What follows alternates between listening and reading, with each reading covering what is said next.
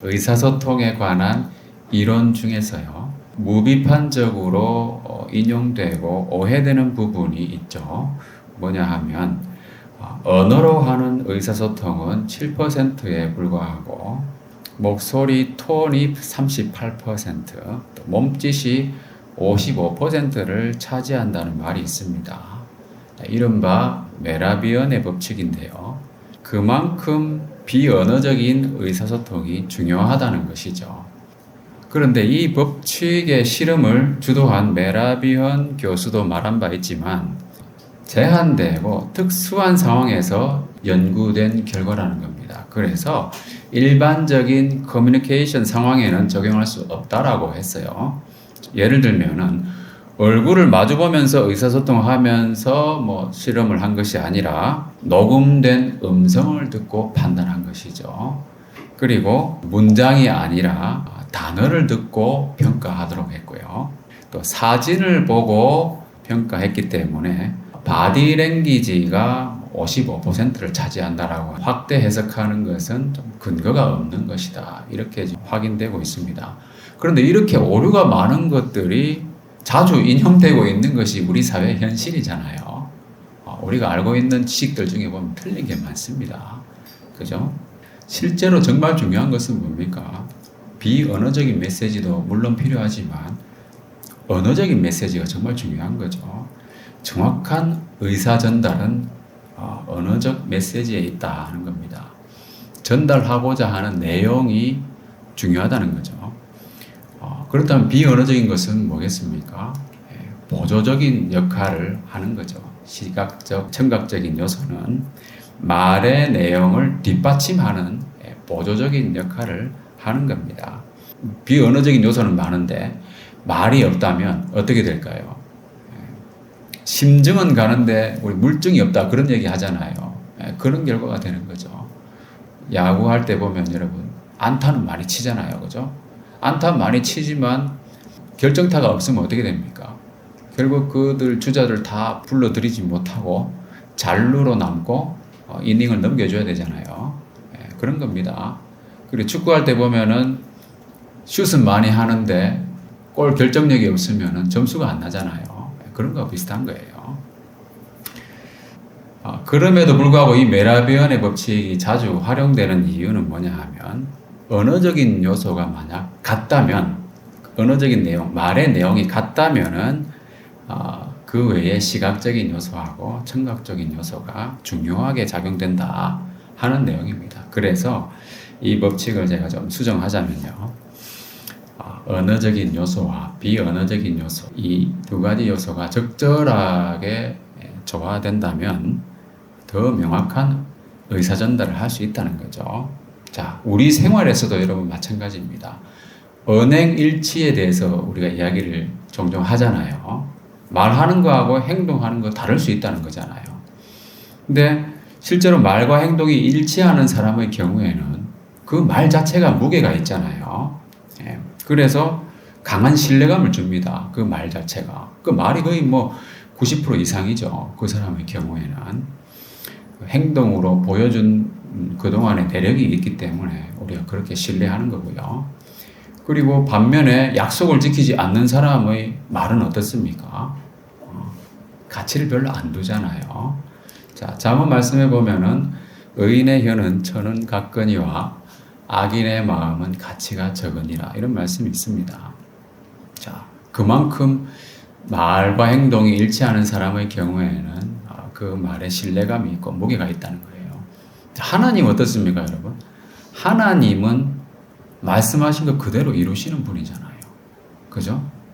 그 말씀에 대한 신뢰도가 100%예요. 그래서 그가 말씀하심에 이루어졌으며 명령하심에 견고히 섰도다. 실제로 하나님 말씀하신 대로 다 이루어지고 있습니다. 그리고 우리가 잘 아는 것처럼 하나님이 그 말씀하신 것을 이루신 그것의 가장 중요한 사건은 바로 성육신 사건이잖아요. 요한복음 말씀에 보면은 말씀이 육신이 되어서 우리 가운데 거하셨다고 하는 거. 하나님께서는 예수님이 그 말씀 그 자체잖아요. 그렇지만은 사람의 몸을 입고 오셔가지고 또 말씀대로 그대로 사셨고 또 하나님이 또 성경에 기록하신 그 말씀대로 그대로 다 이루셨잖아요. 그러니까 하나님께 있어서 이 언어적인 요소, 말씀과 비언어적인 요소, 실제로 이루시는 삶, 이 모든 것은 완벽한 조화를 이룬다고 볼 수 있는 거죠. 그리고 예수님께서는 말로만 우리의 구원자가 되신 게 아니잖아요. 어떻게 하셨습니까?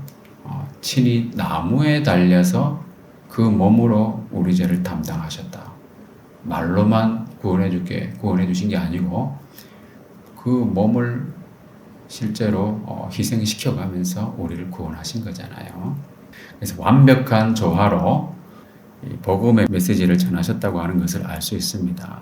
자, 오늘 본문에 보면은 하나님이 세우신 이 선지자 예레미야의 상징적인 행동이 나옵니다.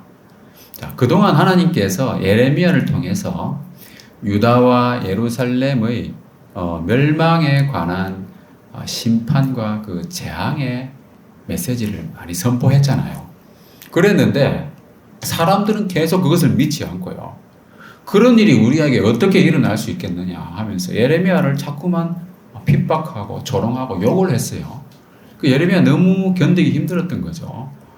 하나님께서는 이제 이 선지자 예레미야의 상징적인 행동을 통해서 비언어적인 요소를 최대한 활용하셔가지고 한층 더 강화된 어조로 듣는 자의 귀가 떨리는 그 말씀을 선포하신다는 겁니다.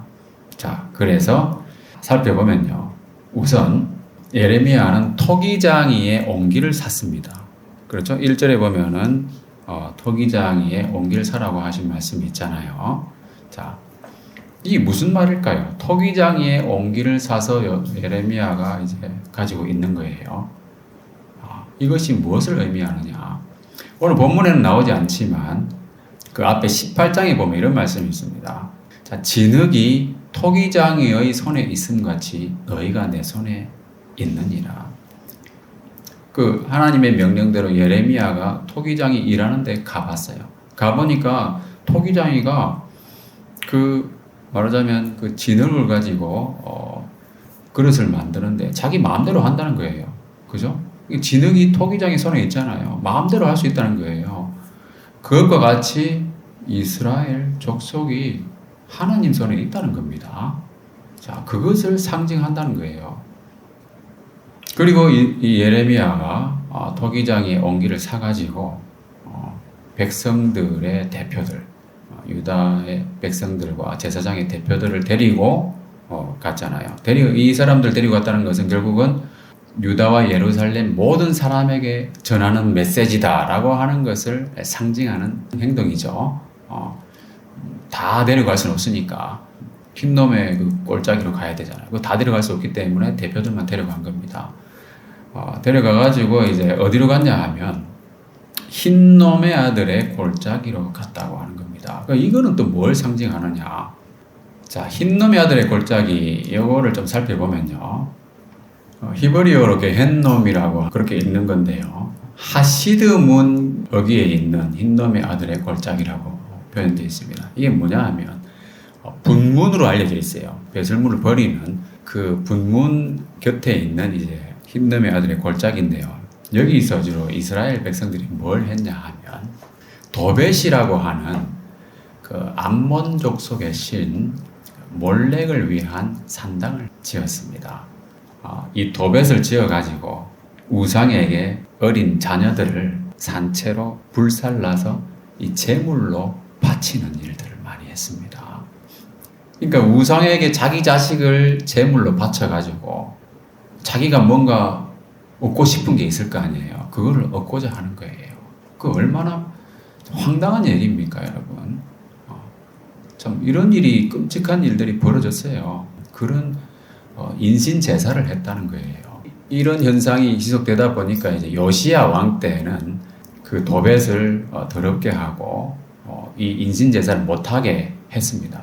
그 이후에는 주로 쓰레기 소각장이나 또 시체 매장지로 주로 사용되었다고 합니다. 그런 골짜기예요. 그러니까는 이 쓰레기 소각장, 뭐 지저분한 것들 다 거기다가 갖다 버리는 거잖아요. 오물도 버리고, 분문이라고 했잖아요. 그 배설물을 가져다가 거기다 버리고. 그러니까 지저분한 곳이에요. 악취도 나고, 항상 또 소각을 해야 되니까 불도 꺼지지 않는 거예요. 그리고 거기서 인신제사를 하니까 어떻게 되겠어요? 고통 소리, 괴로워하는 소리, 이런 거 끊이지 않는 거예요. 그러다 보니까 이 흰놈의 골짜기가 유대인들이 보기에는 야, 이것이야말로 지옥이다 해가지고 이 지옥의 대명사로 쓰였어요. 그래서 이 게헨놈이라고 하는 이 히브리어를 헬라어로 음력을 하게 되면 게헨나가 되는 거예요. 그래서 예수님께서 지옥을 말씀하실 때 우리가 지옥으로 번역한 그 단어들을 보면 다 게헨나거든요. 그래서 흰놈의 골짜기라는 뜻이에요. 지옥불과 같은 그런 현상들이 벌어지고 있기 때문에 명칭이 지옥의 대명사가 되어버린 거예요. 그리고 또 한 가지는 뭐냐 하면 가롯 유다가 목을 맨 곳이 바로 아겔다마라고 하는 것인데 그게 이 흰놈의 골짜기에 있다는 겁니다. 이 상징적인 의미가 아마 이해가 되실 겁니다. 예레미야가 유다 백성들의 또 제사장들 대표를 데리고 여기를 갔다는 겁니다. 그건 무슨 의미일까요? 이스라엘 족속들의 범죄와 우상 숭배의 현장으로 데려갔다는 거예요. 그리고 거의 지옥의 문턱까지 간 거예요. 그렇잖아요. 거기서 이제 재앙을 선포합니다. 그러니까는 아주 보기 좋은, 경치 좋은 곳에 가서 재앙 선포한 게 아니잖아요. 그죠? 그 시각적인 효과가 그런 경우는 거의 없잖아요. 그렇지만 지금 보이는 데가 뭡니까? 지옥불을 보고 있는 거잖아요. 거기서 재앙을 선포하는 거예요. 그러니까 시청각적인 효과가 있겠죠. 불타는 소리, 연기 뭐 이렇게 올라가고 있고. 그래서 그런 효과, 상징적인 것을 다 활용을 하셔서 하나님께서는 이 강화된 메시지를 전달하시는 거예요. 똑똑히 보라, 듣고 보라고 하시는 그 말씀입니다. 그래서 그 내용은 뭐냐 하면은, 자, 내가 이곳에 재앙을 내릴 것이다 하시면서 그것을 듣는 모든 자의 귀가 떨 것이다. 이렇게 말씀하시는 거거든요. 자, 듣는 자의 귀가 떨리는 그런 말씀. 그런 말씀이 성경에 혹시 여러분 기억나는 게 있습니까? 사무엘상에 보면은 엘리의 아들들이 하나님 앞에서 반역하는 그런 행동을 많이 했잖아요. 그 엘리가 제대로 그 아이들을 단속을 못하고 또 망령된 짓을 많이 했습니다. 그 아이들이, 그 제사장들이. 그러다 보니까 하나님께서 선지자를 보내가지고 엘리에게 하신 말씀이 아주 무서운 말씀들이 있었고, 나중에 사무엘에게 그 말씀들이 반드시 이루어진다고 하는 것을 말씀하시면서 이 말씀하신 거예요. 내가 이곳에 재앙을 내릴 것이다. 그것을 듣는 모든 자의 귀가 떨리니, 귀가 울릴 것이다. 이 말씀하셨거든요. 그럼 어떤 공통점이 있느냐?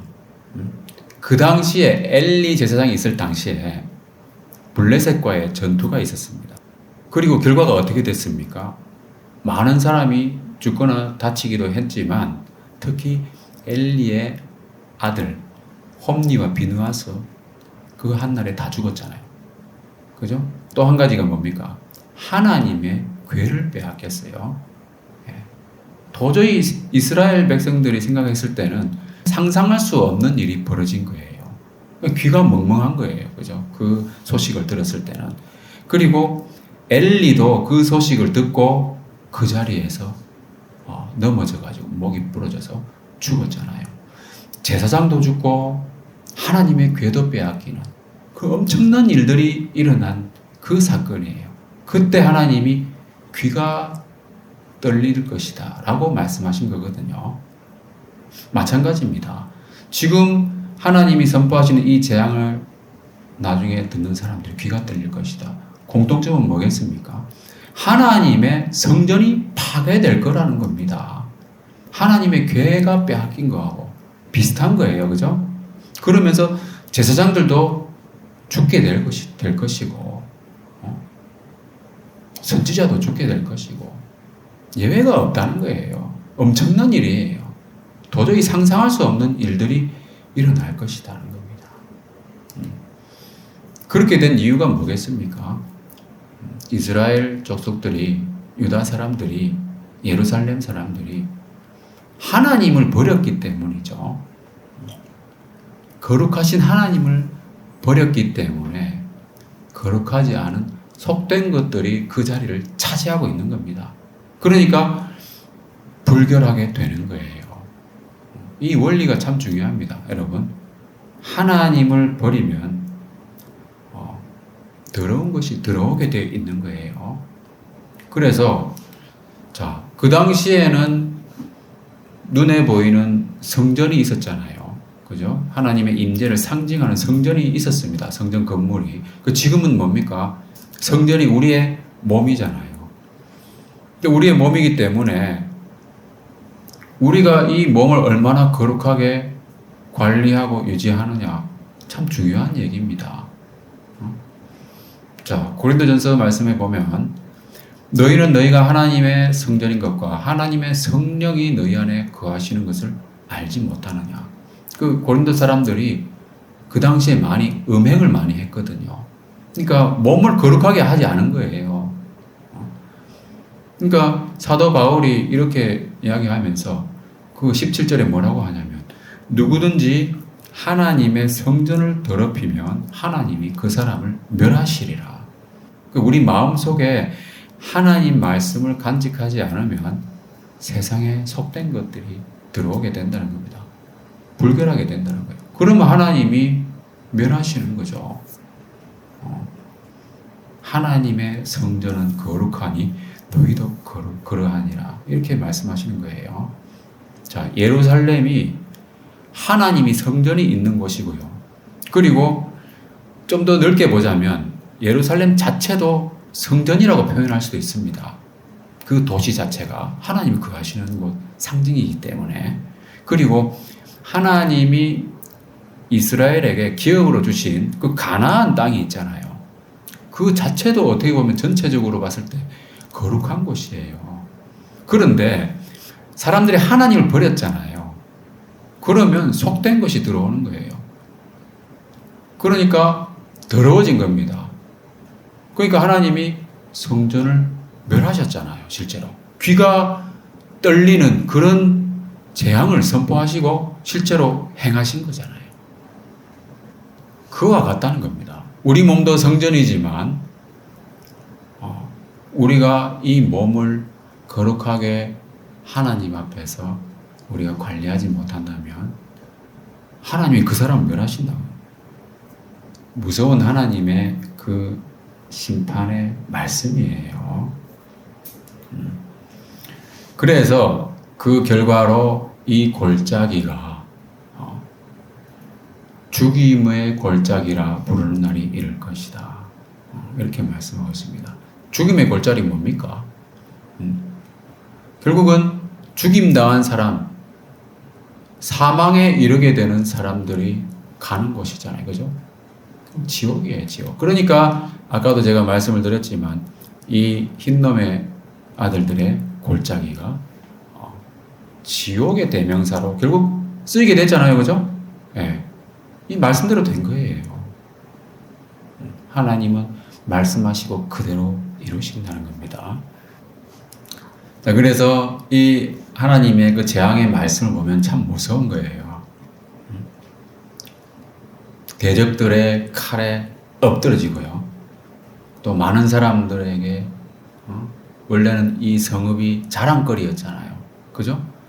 예루살렘 성읍이 얼마나 자랑스러운 곳이었습니까? 그러니까는 솔로몬 당시에도 많은 사람들이 와가지고 솔로몬의 그 지혜도 칭찬하면서 그 구경 와가지고 하나님을 찬양하고 그랬잖아요.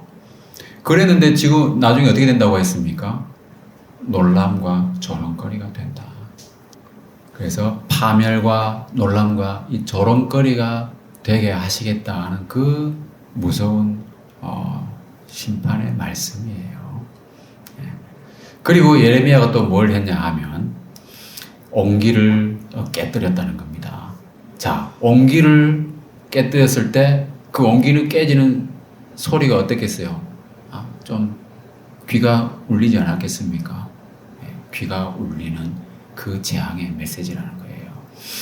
그러니까 시각적이고 청각적인, 그죠? 비언어적인 요소들을 총동원한 거죠. 옹기를 깨뜨린 그 의미는 뭐냐 하면 사람이 토기장의 그릇을 한번 깨뜨리면 다시 완전하게 할 수 없나니, 그렇잖아요. 깨뜨린 조각들을 모아서 이렇게 붙일 수 있겠지만 그게 온전한 기능을 전혀 못 하잖아요. 그죠? 그리고 완전하게 붙이기도 어려워요. 부스러기도 많이 생기고 하기 때문에. 저도 여기서 카페 작업하다가 병을 한 몇 개 깼는데 그거 어떻게 됩니까? 그냥 버리잖아요. 그걸 붙여서 쓸 수가 없어요. 회복 불가능한 상태로 멸망하게 될 것이다 라고 하는 분명하고도 강화된 그 어조로 말씀하시는 거죠. 내용은 변한 게 별로 없습니다. 그죠? 내용은 별로 변한 게 없어요. 앞에서 예레미야에서 읽다 보면 여러분 앞에서도 비슷한 말씀들을 하셨어요. 그렇지만 상징적인 비언어적인 요소를 동원하셔가지고 하나님께서 한층 강화된 어조로 말씀하시는 겁니다. 이럴 때 빨리 돌이켜야 되지 않겠습니까? 자, 여기서 우리가 한 가지 더 생각해 볼 만한 것은요. 이 옹기라고 하는 것인데요. 이 옹기라고 하는 것의 원어를 보면은 바크부크라고 하는 것인데 이 비우다라고 하는 뜻의 이 바카크에서 온 말입니다. 그러니까 뭐냐면 이 토기장이가 옹기를 만들 때 그죠? 이렇게 안에 이렇게 비어 있는 그릇을 이렇게 만들어야 되잖아요. 네, 그 의미를 담고 있는 말인데요. 그래서 한번 생각해 볼 수 있는 것은 뭐냐 하면 비어 있는 질그릇의 운명이라는 겁니다. 질그릇 병의 운명. 자, 여기 보면 예루살렘과 유다가 당하게 될 그 무서운 형벌, 심판이 어떤 것이냐 하면 시체가 공중의 새와 땅의 짐승의 밥이 된다고 하는 겁니다. 그죠? 그리고 사람들이 서로 잡아먹는다는 거예요. 실제로 이런 일이 일어났거든요. 자, 이게 무슨 말입니까, 여러분? 짐승의 밥이 된다고 하는 건 고기를 하는 거잖아요. 그죠? 사람들이 고기를 먹듯이 사람을 잡아먹는 거예요. 그러니까 우리 사람의 본질적인 모습은 뭐냐 하면 흙으로 지음받았잖아요. 그죠? 근데 흙으로 지음받았는데 그 안에 신령한 것이 없으면, 하나님의 말씀이 없으면 어떻게 된다는 겁니까? 그냥 고기 덩어리가 된다는 거예요. 그래서 5절 말씀에도 보면 이는 내가 명령하거나 말하거나 뜻한 바가 아니니라. 하나님의 말씀이 없는 그 행동들을 한 거잖아요. 그죠? 그러니까 하나님 말씀이 뭡니까? 하나님 말씀은 뭐라고 했어요? 영이요 생명이라고 했잖아요. 예수님께서 내가 너희에게 이런 말이 영이요 생명이다. 그러니까 이 흙으로 지음받은 이 질그릇에 영이요 생명이 없으면 어떻게 됩니까? 그 육신은 고기 덩어리가 되는 것에 불과하다는 겁니다. 흙은 그냥 흙이라는 거예요. 그래서 아담이 하나님의 말씀을 버렸을 때 하나님이 뭐라고 하셨습니까? 너는 흙이니 흙으로 돌아갈 것이니라. 아담이 흙으로 지음받고 하나님이 숨결을 불어 넣었잖아요. 그랬을 때 아담은 살아있는 혼이 되었어요. 영적인 존재가 된 겁니다. 그런데 하나님 말씀을 버렸잖아요. 하나님 말씀을 어기고 하나님이 금하신 것을 했잖아요. 그랬을 때 하나님 말씀을 버렸을 때 아담은 뭡니까? 흙이라는 거예요. 그냥 더 이상 리빙 소울이 아니라는 겁니다. 그러니까 이스라엘 백성들이 하나님 말씀을 버렸을 때 그 사람들의 모습은 뭡니까? 고기 덩어리라는 거예요. 그래서 하나님께서 대홍수로 온 세상을 멸망시킨 적이 있었잖아요. 이른바 노아의 홍수인데 그 홍수가 있기 전에 하나님 무슨 말씀하셨냐 하면 나의 영이 영원히 사람과 함께 하지 아니하리니 이는 그들이 육신이 됨이라. 개역 한글판에는 그냥 육이 됨이라 이렇게 말씀하셨거든요. 곡이 육자입니다.